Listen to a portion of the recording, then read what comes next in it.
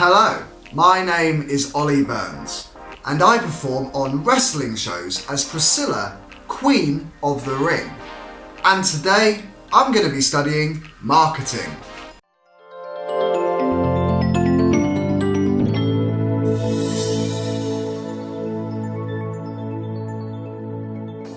As wrestlers, we are constantly encouraged to stay on top of our marketing. But what exactly do people mean when they say marketing? The truth is that marketing covers a whole range of subjects. But in short, marketing refers to anything that involves getting the word out about yourself and any form of advertising that leads you to get further business. In performance and wrestling, there are many different ways that we can approach marketing. So this video is going to give you a short overview of different routes that you can follow in order to market yourself and the services that you provide.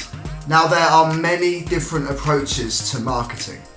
Unfortunately, there is no perfect approach. And many promoters and fellow performers like to be approached in different ways.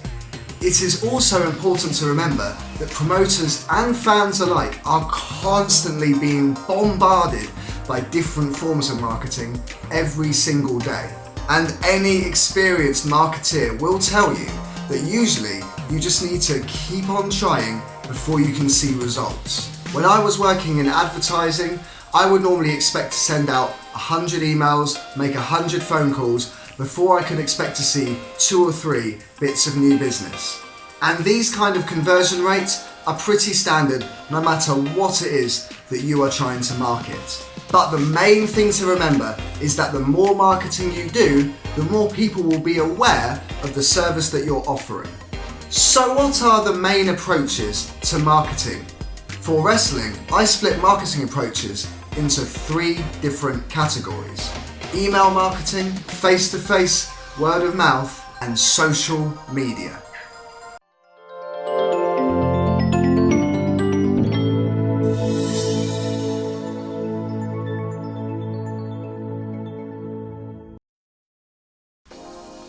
With email marketing, there are many different approaches that you can use. Whether you're approaching fans, offering merchandise, messaging promoters trying to get work, or reaching out to other colleagues to see if they can help you. You can use email marketing, particularly through social media, to try and create a relationship with people that maybe you didn't have previously.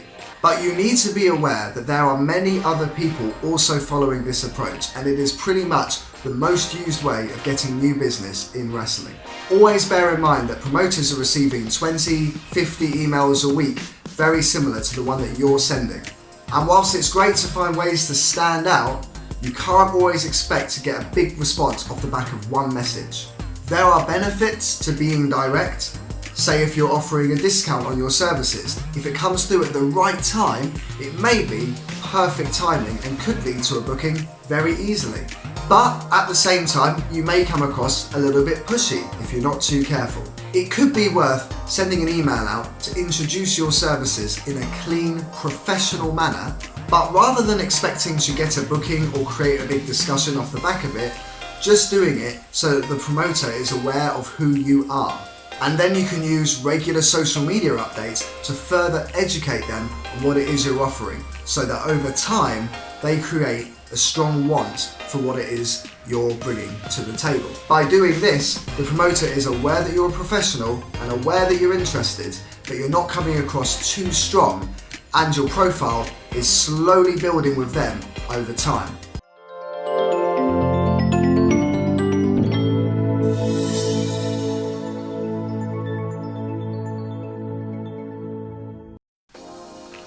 Next up is word of mouth, or what we call in the business, face-to-face marketing. This includes relationship building, which has always been a time-tested way of wrestlers getting new work within the business. Early days, you'll be doing this naturally through your training school.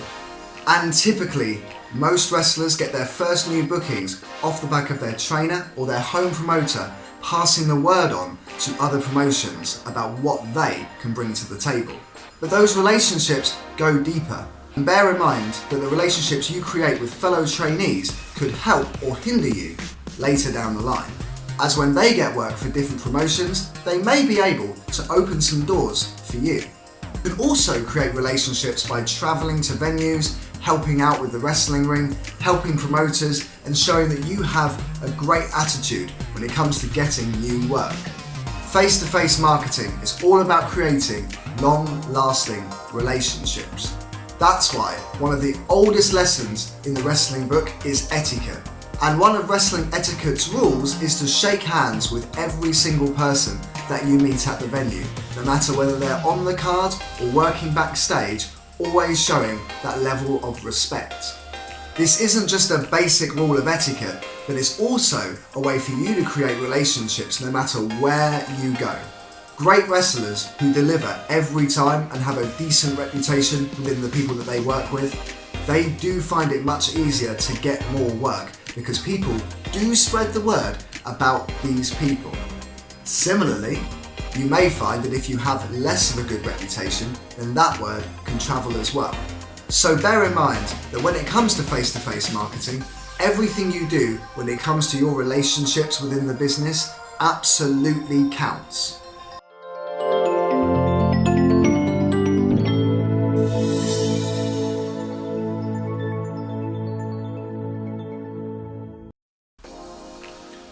Last but certainly not least is social media marketing.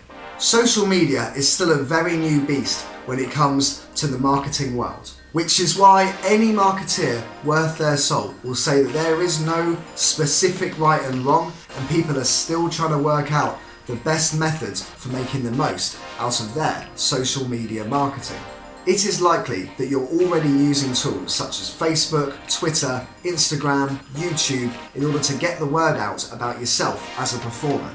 But there are many different approaches that can be more successful than others when it comes to social media marketing. There are several clear rules of thumb, such as more is definitely better, not just because people will see a constant stream of information about you and what you offer, but also because these programs have algorithms in the back that look for regular content. And the more frequent your content and the more relevant it is to yourself and your audience, the higher in the rankings you will go in these algorithms. But how exactly are you going to approach your social media marketing? Are you going to put out a big obvious advert that says 50% off to anyone who books me within the next 2 days? Will you be more subtle, constantly reminding people that you have fans, that you have regular appearances, that you are able to deliver every single time? Are you going to use regular photographs to remind people what you do as a performer? You could use photographs to remind people exactly who you are as a person and show them the personal relationships that you have with other colleagues that may encourage them to want to work with you as well. Of course, beyond photographs, we also have video content, which is a great way of showing promos, entrances, and match footage. But as a general rule of thumb, we recommend not putting up longer videos. Most people approach their social media when they just have a few seconds spare. So trying to get them to watch a 20-minute match video may be a difficult ask. However, regular clipped footage, that could be a win. 30 seconds to 2-minute videos generally generate more interest from people when they're posted on social media. In terms of timing, a great rule of thumb is to post around about lunch and dinner time. This is because typically most people are working in between those hours. And when you post on social media, the bigger response you get, the higher you appear in those algorithms. So having a post that generates more likes just because it appeared while somebody was eating their lunch will generally continue to perform better than posts that maybe went up during the day. It's also worth bearing in mind that we as wrestlers generally see each other as competition for these spots. So it can be quite difficult to get other performers to like and share your content. If you're able to set a precedent of liking and sharing other performers' content, they will be more inclined to do the same when you post some material yourself. But a general rule of thumb is that the more quality media you put out, the better the chances you have in getting more work. Make sure that your content is relevant to what you're offering, and be sure to add as much value to the day of your viewers as you possibly can. Also bear in mind that bad quality absolutely sticks. I and many other performers frequently get told that promoters are not interested in watching what we have to offer because they've seen something 4 or 5 years ago that made them think, that's not for me. That is just part of the game, but bear in mind that every post you put out on social media, whether it is personal or business related, does absolutely stick with you, and it can affect you down the line, good and bad. So always put your best foot forwards. Also, try not to be too disheartened if you don't get the response you were looking for first time around.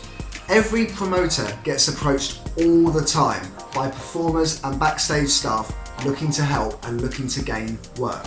So they generally have differing opinions on what it is that they would like to see when they are approached by performers. So whatever you're doing, just remember, do not give up if it doesn't give you the response that you were looking for first time around.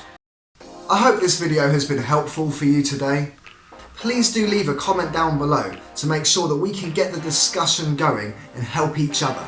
And be sure to check out our other marketing videos to be sure to get as much information as possible when it comes to getting the word out about what you can bring to the table. Thanks for studying with me today. I have been Ollie Burns. Be sure to hit that subscribe button for regular content so that you can continue to study the theory of wrestling.